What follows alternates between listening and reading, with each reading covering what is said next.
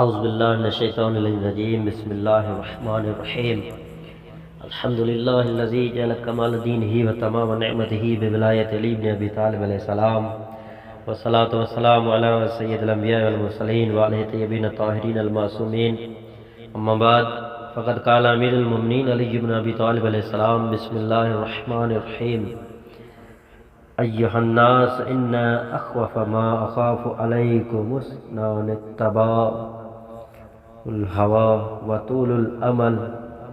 فاما اتباع الهوى فيصد عن الحق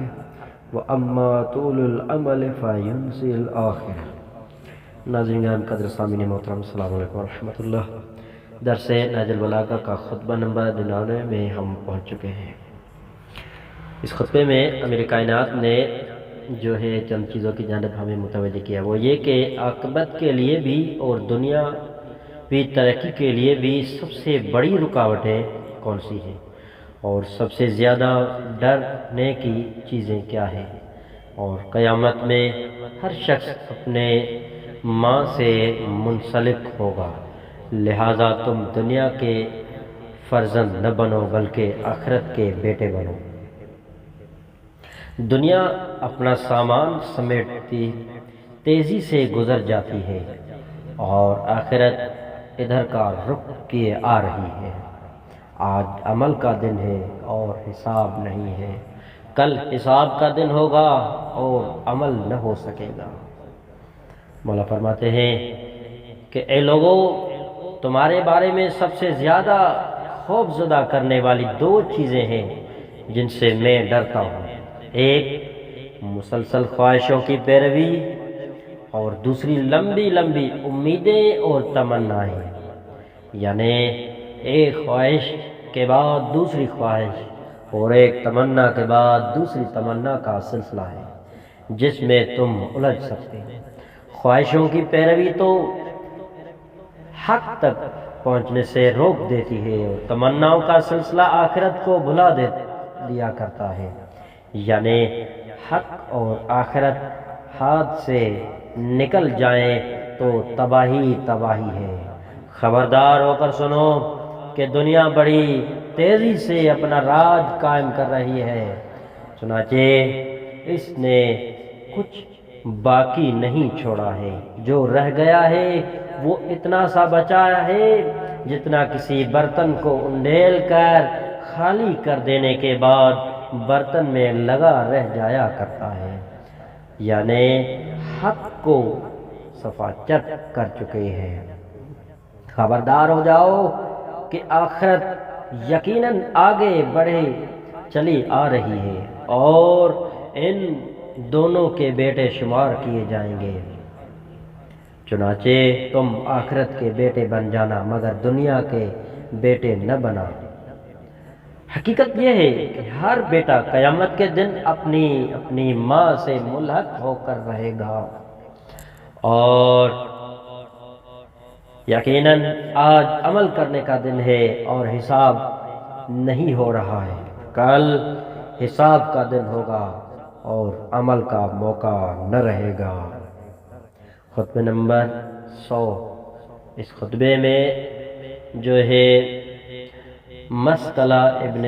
حبیرہ گورنر تھا، اس نے اپنی قوم کے قیدیوں کو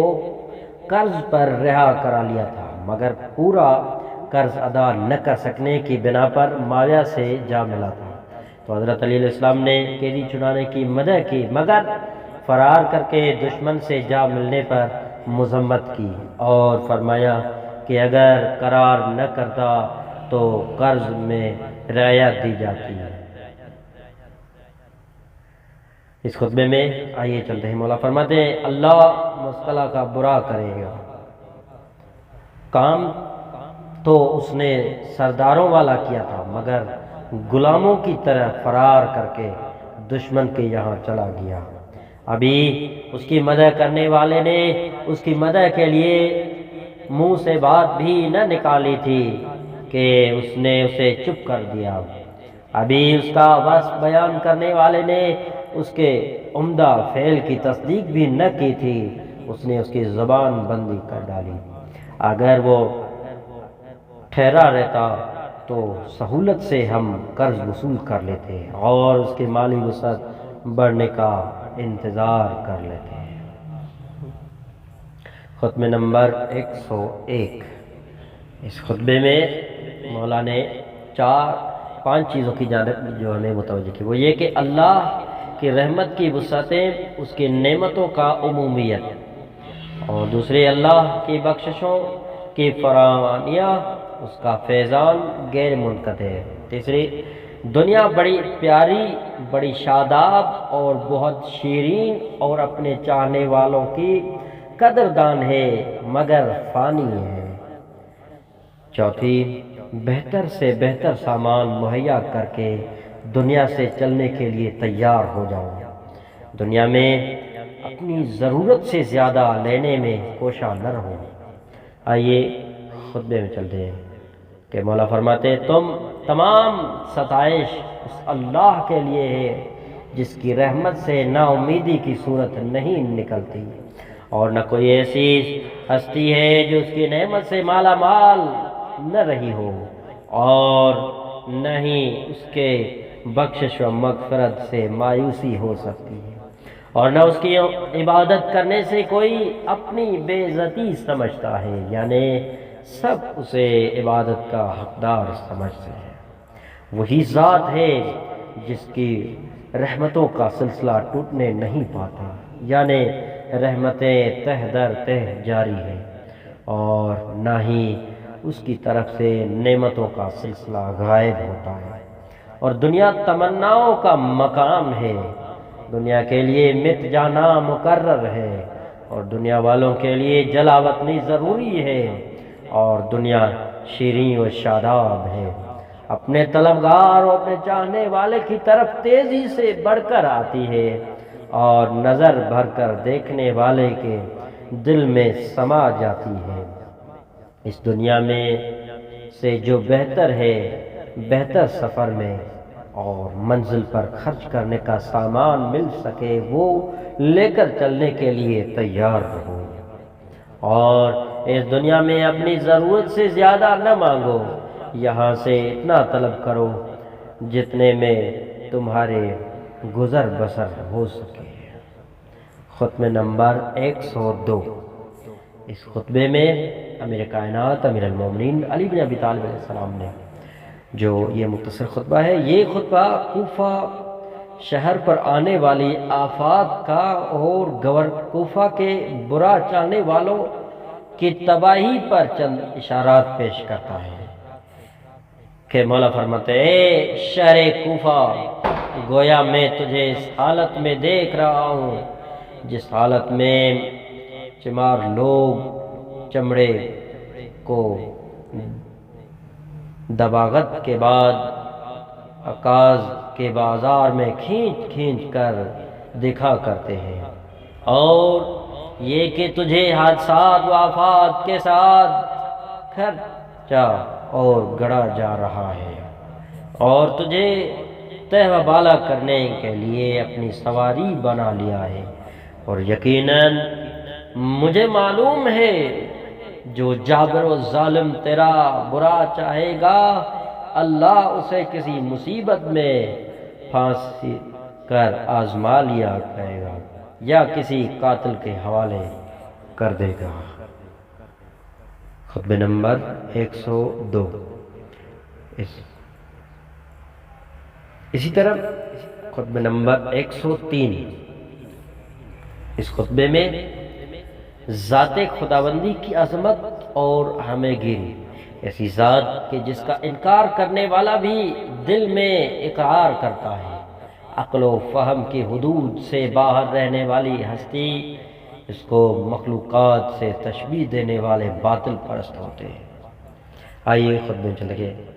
خطبہ نمبر 103 میں مولا کائنات نے فرمایا کہ تمام ستائش اس اللہ کے لیے ہے جو چھپے ہوئے حالات کے اندر بھی اترا ہوا ہے، اور ظاہر اور واضح نشانیاں اس کے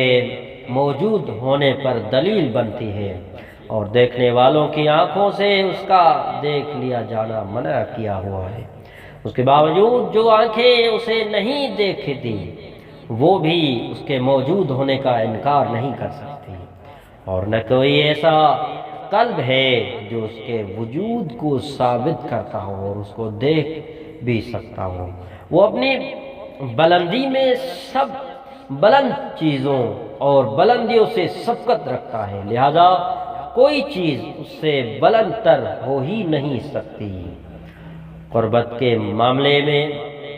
بہت قریب ہے، مگر اس سے قریب تر کوئی چیز نہیں ہے۔ اس کی بلندی اور بالادستی نے اسے اپنی مخلوقات میں سے کسی چیز سے دور نہیں کر دیا ہے، اور نہ اس کے قربت نے اسے کسی جگہ